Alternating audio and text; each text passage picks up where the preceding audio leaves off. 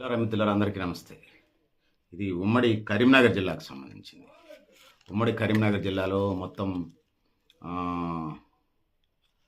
13 మున్సిపాలిటీలు ఉన్నాయి. 1 చొప్పదండి, 2 జమ్మికుంట, 3 హుజూరాబాద్, 4 జగిత్యాల, 5 రాయికల్, 6 మెట్టపల్లి, 7 కోరుట్ల, 8 ధర్మపురి, 9 సిరిసిల్ల, 10 వేములవాడ, 11 పెద్దపల్లి, 12 మంతని, 13ది సుల్తానాబాద్. ఈ సుల్తానాబాద్ కోరం లేక వాయిదా పడ్డది. సో అది పోను మిగిలిన చైర్మన్లు, వైస్ చైర్మన్కు పార్టీ పేరు చెప్తాను. మొదట చొప్పదండి మున్సిపాలిటీలో ఒడ్డూరి సరిత కాంగ్రెస్ పార్టీ చైర్పర్సన్, పెరుమాండ్ల మానస కాంగ్రెస్ డిప్యూటీ వైస్ చైర్మన్, 2 కాంగ్రెసే ఇక్కడ. దాని తర్వాత జమ్మికుంట రెండోది, ఉమ్మడి కరీంనగర్ జిల్లాలో జమ్మికుంట ములుగు ప్రశాంత్ కుమార్ బీఆర్ఎస్, ముంతాజ్ అలీ, ఏడి Ahmed BRS, 2 chairman, vice chairman 2 బీఆర్ఎస్కి వచ్చినాయి.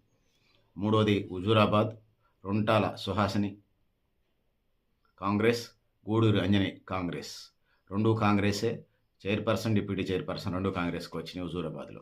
ఇక 4వది Jagtial Samindla Vani Congress, Zeenat Parveen Congress, 2 chairperson, deputy chairperson 2 Congress Jagtial మున్సిపాలిటీలో. ఇక 5వది Raikal Katnam Ravinder BRS, Turaga Soujanya BRS, chairman, deputy chairperson 2 కాంగ్రెస్కి వచ్చినాయి.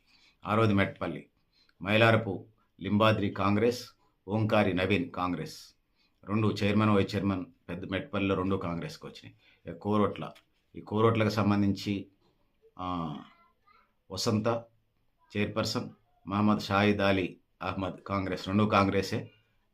చైర్మన్, చైర్పర్సన్, వైస్ చైర్మన్ 2 కాంగ్రెస్కి వచ్చినాయి. ఇక 8వది Dharmapuri Vemula Nagalakshmi Congress, Indarapu Ramanna Congress, chairperson, deputy chairman 2 కాంగ్రెస్కి వచ్చినాయి. ఇక 9వది సిరిసిల్ల మున్సిపాలిటీకి వచ్చినప్పుడు Jindam Kala Chakrapani BRS, Sandeep BRS, chairman, vice chairman 2 టీఆర్ఎస్కి వచ్చినాయి ఇక్కడ. ఇది సిరిసిల్లకు సంబంధించి. ఇక 10వది వేములవాడ పుల్కం రాజు కాంగ్రెస్, వరాల శేఖర్ 2 కాంగ్రెసే, చైర్మన్, వైస్ చైర్మన్ వేములవాడకు సంబంధించి.